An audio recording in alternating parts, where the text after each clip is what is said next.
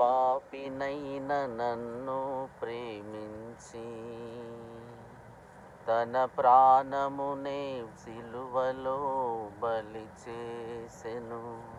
నా తప్పులన్నీ ప్రేమతో క్షమించి తన గొప్ప కృపతో నన్ను దీవించెను.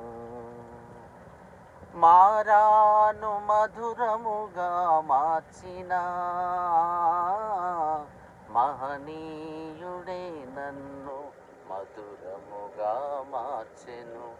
మారాను మధురముగా మార్చిన మహనీయుడే నన్ను మధురముగా మార్చెను.